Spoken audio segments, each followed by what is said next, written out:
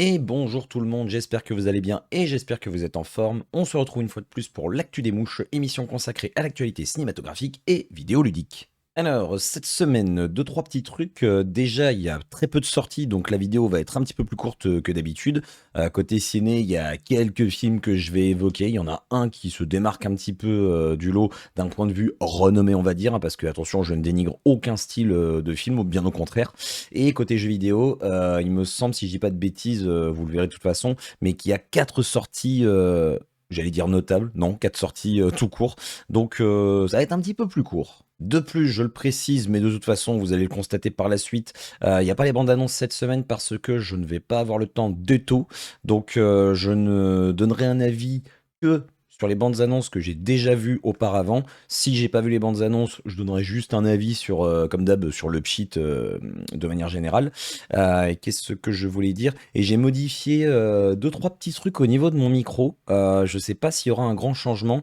Je vous invite à me faire un petit retour en commentaire, s'il vous plaît. Et de même, deuxième retour éventuellement en commentaire, si vous le souhaitez.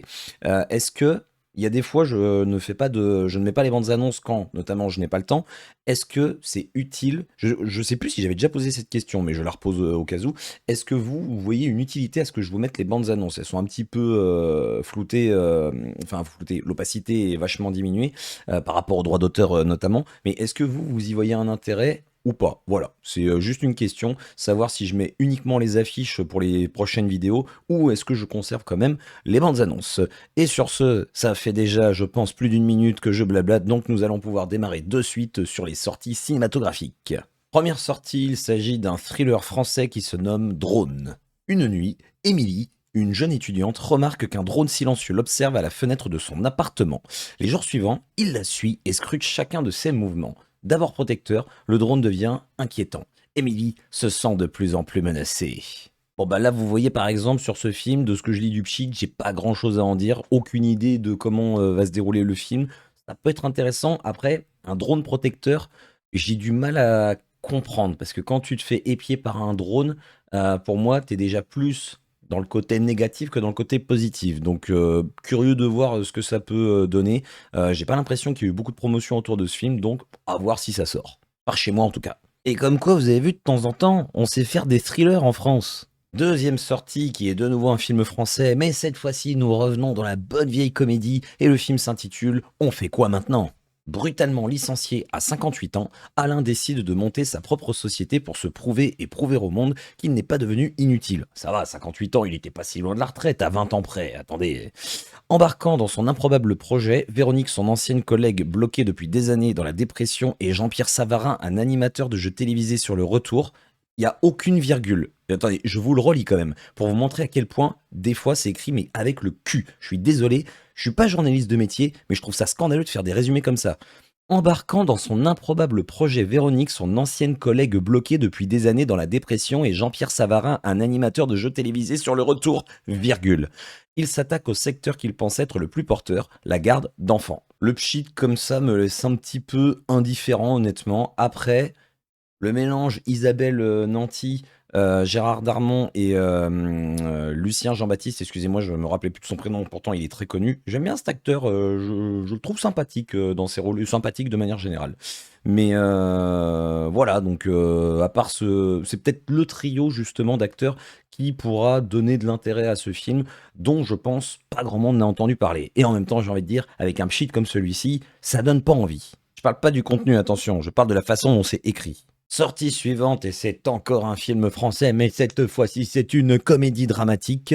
Il s'agit du film Quand vient l'automne. Michel, une grand-mère bien sous tout rapport, vit sa retraite paisible dans un petit village de Bourgogne, pas loin de sa meilleure amie Marie-Claude. À la Toussaint, sa fille Valérie vient lui rendre visite et déposer son fils Lucas pour la semaine de vacances. Mais rien ne se passe comme prévu. Et effectivement, rien n'a l'air de se passer comme prévu dans ce film, parce que j'ai déjà vu la bande-annonce plusieurs fois. J'ai même vu deux bandes-annonces différentes pour ce film. Et malheureusement, eh bien, la grand-mère va empoisonner, malgré elle ou pas, on ne le sait pas, sa fille avec des champignons qui visiblement n'étaient pas bons. La bande-annonce a tendance à vouloir nous faire croire que la grand-mère est coupable, enfin coupable dans le sens elle l'a fait volontairement. Après, les bandes annonces sont souvent trompeuses, hein, on l'a constaté plusieurs fois cette année, donc je ne donnerai pas d'avis là-dessus. Au-delà de ça, je ne vous cache pas que le film ne me tente pas vraiment, même pas vraiment, du tout. Il a l'air d'avoir une sous-intrigue avec, l'ex, je crois que c'est l'ex, dans la bande annonce, de la fille qui a été empoisonnée, justement. Les 2, alors ça a l'air de concerner le gamin, enfin on sait pas trop, il y a tout un truc qui tourne autour du gamin, la grand-mère, veut continuer de le voir, le fils dit qu'elle est pas clean, ou je sais pas quoi, enfin pas en parlant de la grand-mère, mais en parlant de son ex ou je sais pas quoi. Enfin bref, ça a l'air d'être un beau foutoir tout ça. Si vous y allez, dites-moi ce que vous en avez pensé, et puis sinon, bah, allez voir d'autres films.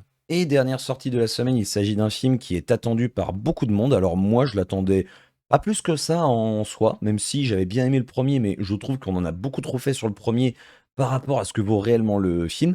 Il s'agit donc du film Joker, Folie à 2. À quelques jours de son procès pour les crimes commis sous les traits du Joker, Arthur Fleck rencontre le grand amour et se trouve entraîné dans une folie à 2. Bon alors que dire sur ce film? Comme je le disais, je ne l'attends pas plus que ça, mais j'irai le voir parce que je suis quand même curieux de voir ce qu'ils ont fait, comment ils ont fait évoluer le personnage d'Arthur Fleck, joué par Joaquin Phoenix. Est-ce qu'il va avoir un deuxième Oscar pour sa prestation du même personnage? Ce serait assez énorme quand même. Enfin, ça se trouve, il sera pas nominé, on verra, bref. Et notamment le côté, là, dans le pchit, on nous parle de son grand amour qu'il aurait trouvé. Alors, bon, je me doute que ça va être vrai vu que c'est Harley Quinn, mais par rapport au premier film, je suis désolé, je vais spoiler un petit peu le premier film, donc si vous ne l'avez pas vu, n'hésitez pas à sauter d'une, allez, on va dire une vingt-trentaine de secondes. Dans le premier film, il avait une amourette avec une nana, une de ses voisines, sauf que on se rendait compte au fur et à mesure du film que c'était entièrement dans sa tête.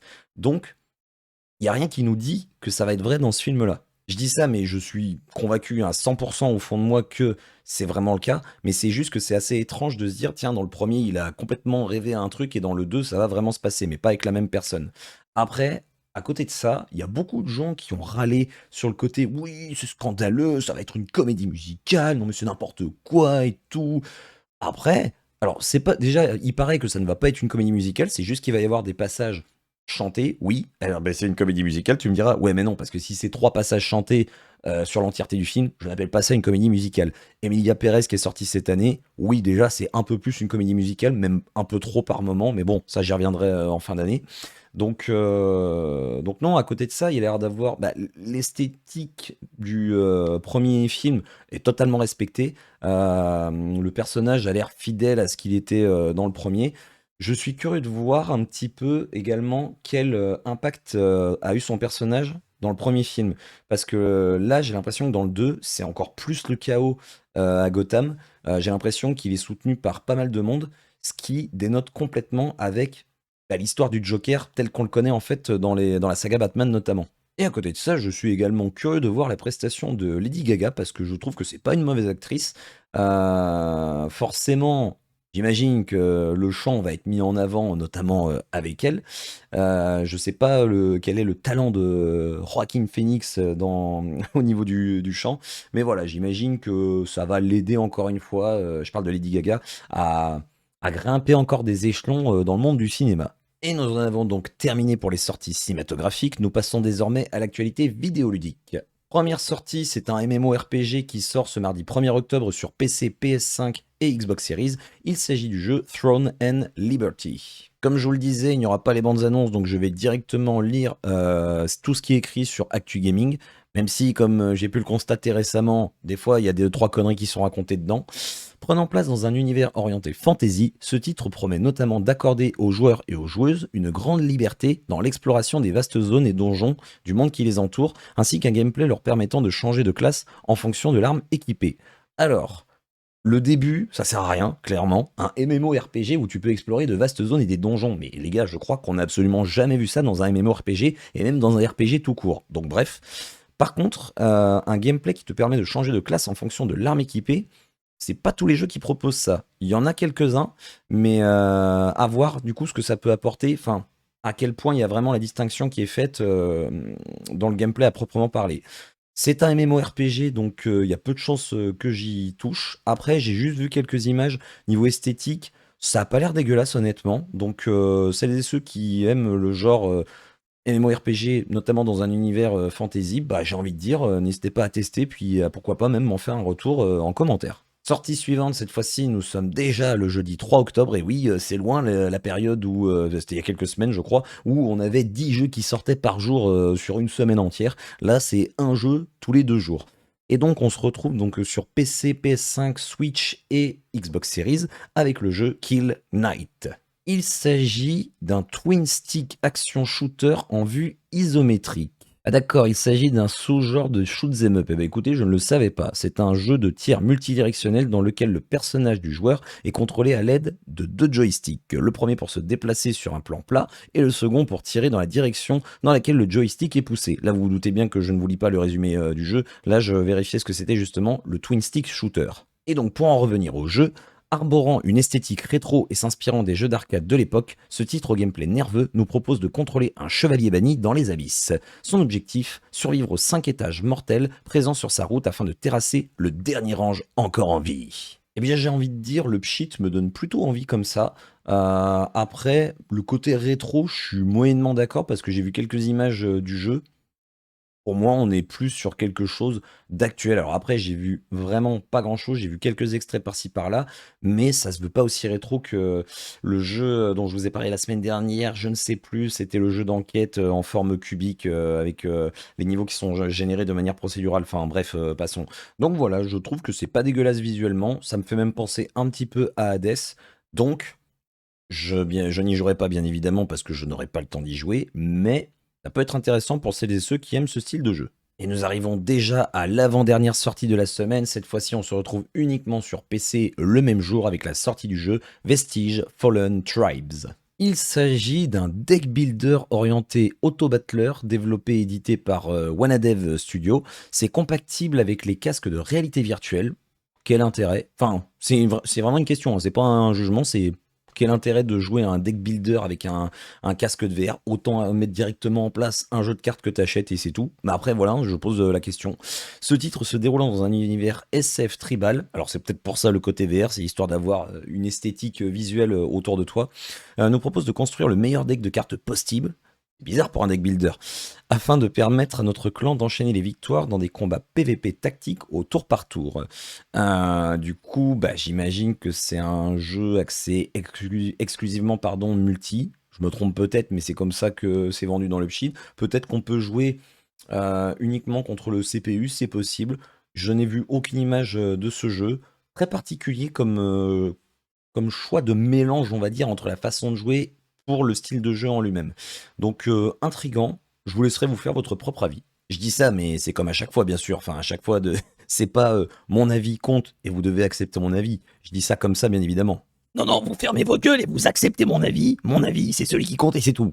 Et c'est déjà la dernière sortie de la semaine et en plus c'est un jeu issu d'une saga qui a déjà sorti plein de jeux. Ça sort le vendredi 4 octobre sur PC, PS5, Switch et Xbox Series et il s'agit du nouveau jeu de la saga Sword Art Online, Fractured Daydream. Bon, et celles et ceux qui connaissent Sword Art Online, je vous laisse deviner quel style de jeu ça peut être. Allez, je vous laisse 3 secondes. 1, 2, 3. Oui, c'est un action RPG. Développé par Dims Corporation, et bon, ça on s'en fout, édité par Bandai Namco, hein, comme d'habitude. Enfin, comme d'habitude pour Sword Art Online, il me semble. Jouable en solo ou en coopération en ligne. Cet épisode nous invite à suivre Kirito et 20 autres personnages issus de divers arcs du manga Sword Art Online dans une quête visant à réparer l'espace-temps suite à l'intégration de l'étrange système Galaxia à celui de Alfheim Online. Je ne suis pas du tout un adepte, un connaisseur de Sword Art Online, mais je dois reconnaître que l'univers est assez plaisant, assez intriguant. Enfin, j'ai vu un film d'animation qui était sorti il y a quelques années au ciné. J'avais vachement aimé le concept. J'ai quelques jeux également auxquels je n'ai pas encore touché. Il y a tout un tas de mangas qui sont sortis. Il y a plein. Enfin, sur Art Online, il me semble qu'il y a quand même un sacré contenu. Peut-être qu'un jour, si j'ai le temps, je m'y intéresserai. J'ai un million de choses à faire avant, mais bon.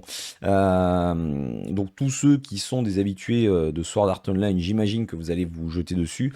Après, à quel point c'est fait pour les novices vis-à-vis de ce style de jeu? Est-ce qu'on est complètement perdu dans l'intrigue? Est-ce qu'on va être complètement perdu dans l'intrigue? Ou est-ce que n'importe qui peut prendre ce jeu sans avoir fait les autres, sans avoir aucune connaissance sur la saga? Je ne sais pas. N'hésitez pas encore une fois à me le dire en commentaire si vous y jouez.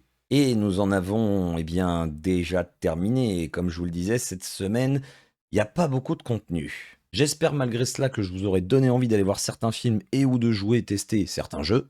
N'hésitez pas encore une fois à me laisser un petit pouce comme ceci ou comme ceci et à partager la vidéo. Et la semaine prochaine, il y aura un petit peu plus de contenu aussi bien sur les sorties ciné que sur les sorties jeux vidéo. N'hésitez pas encore une fois à me dire en commentaire si vous préférez que je mette les bandes annonces ou pas. Et il ne me reste plus qu'à vous souhaiter comme d'habitude une très bonne journée, une très bonne soirée et ou une très bonne nuit. Comme d'habitude, prenez soin de vous et bisous tout le monde.